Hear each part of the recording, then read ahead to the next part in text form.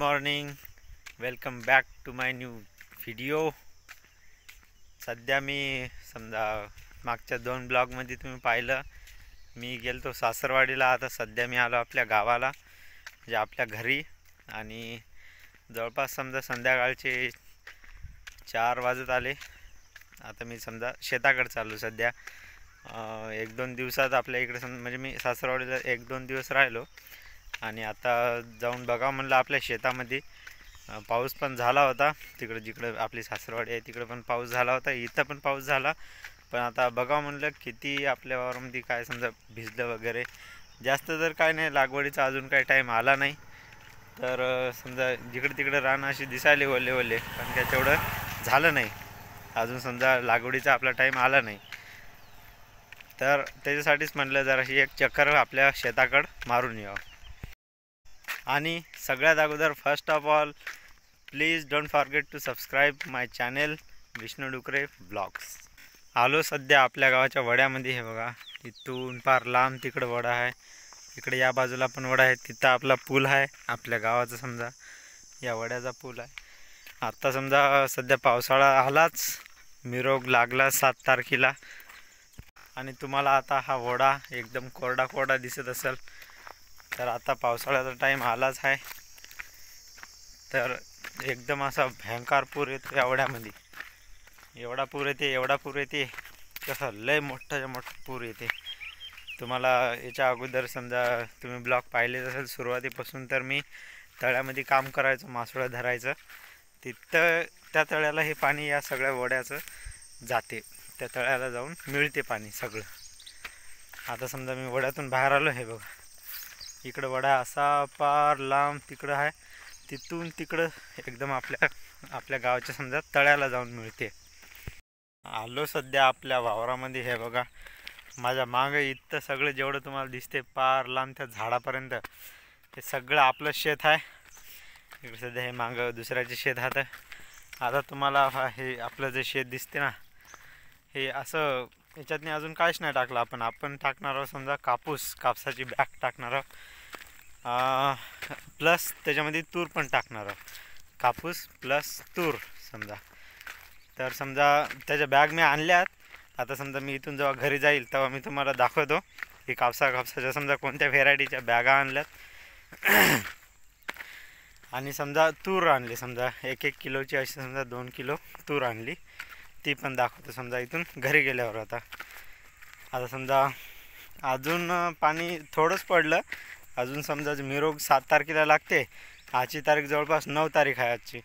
तर 9 तारखेच्या नंतर समजा जोपर्यंत ठीकठाक पाणी होत नाही, म्हणजे जमीन शांत होत नाही. आता सध्या गरम आहे ना जमीन, आताच तर उन्हाळा येऊन गेला. तर जेव्हा जमीन शांत होईल, थंड होईल, तेव्हाच आपल्याला आपली लागवड चालू करायची. तर आता अजून वाट पाहायची, जोपर्यंत समजा जवळपास असा पहिला पूर येत नाही किंवा असं जोरदार पाऊस पडत नाही, जमीन शांत होत नाही, तोपर्यंत लागवड करायची नाही. आता मी सध्या एकदम शेताच्या आपल्या मध्यभागी हा.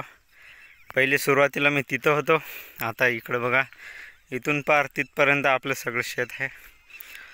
आणि इकडे समजा या काठाला, इकडून या काठाला, तिकडून त्या झाडापर्यंत, त्या मोठ्या झाडापर्यंत एवढं आपलं शेत आहे. आपल्या डायरेक्ट समजा खांब्यापर्यंत हे आपल्या तिथं विहीर आहे, विहिरीपर्यंत आपली पूर्ण लाईन आलेली आहे. हे बघा, वावरामध्ये समजा हातात थोड्या काड्या, आपण जेवढ्या जमा करता येतील तेवढ्या जमा केल्या. आता जेवढ्या राहिल्या तेवढ्या राहिल्या. आता तुम्हाला इथंशी काहीच दिसणं झालं. एक वेळ असा येईल इथून आपल्याला काठचं काहीच दिसणार नाही, सगळं कापूस तूर एवढंच राहील. तो झाडाखाली थोडा वेळ. आणि आता म्हणलं आता घरी जावा का. आता समजा अंधार पडायच्या आत आपला व्हिडिओ समजा करावा पूर्ण, नाही तर अंधारात काही दाखवायला मजा येत नाही, तुम्हाला पाहायला मजा येत नाही, दिसत नाही काही.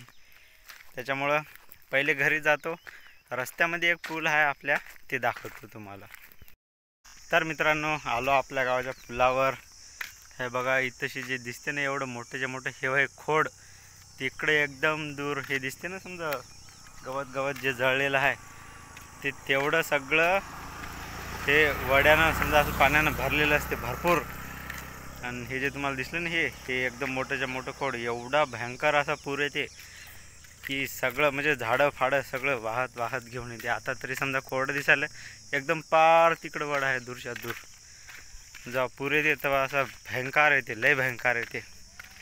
जर का समजा पूर दिवसानं आला तर तुम्हाला नक्की दाखवतो, रात्रशानं आला तर उद्या सकाळी दाखवतो.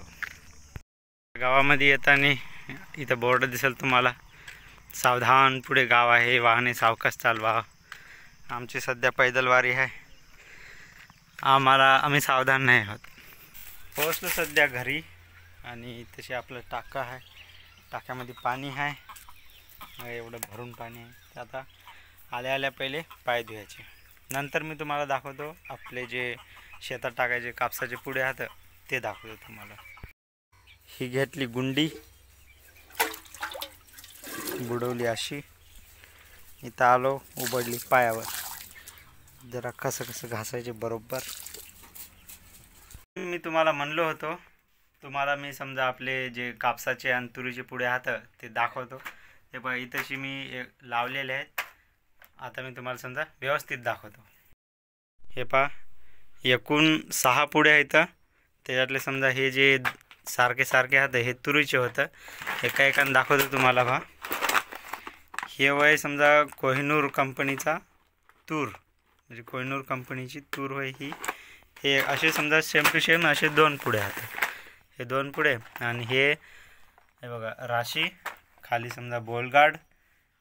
आणि हे वय RCH 659 अशी ही. त्याचा एक पुढा आणला. हे वय टार्गेट म्हणजे सुपर टार्गेट ABCH 143 BT आणि हे BG म्हणजे बोलगाड. ही कंपनी वय साई भाव्या नावाची कंपनी, साई भाव्या सीड्स. आणि एक पाकिट याचं बी प्रभात सीड्स समजा हे सुबीज या कंपनीचं आहे.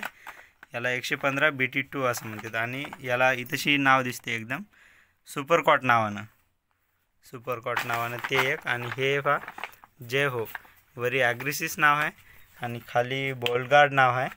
हे वय समजा जय हो, हे जय हो आहे. याला समजा आम्ही हत्तीवाला जय हो म्हणून घेतलं. आणि याची पहा NEO 1635 BG असे याचं एवढं नाव आहे. आणि हे याचं समजा लोगो, याला लोगो आहे. बाकी समजा याला एक लोगो आहे या राशीला.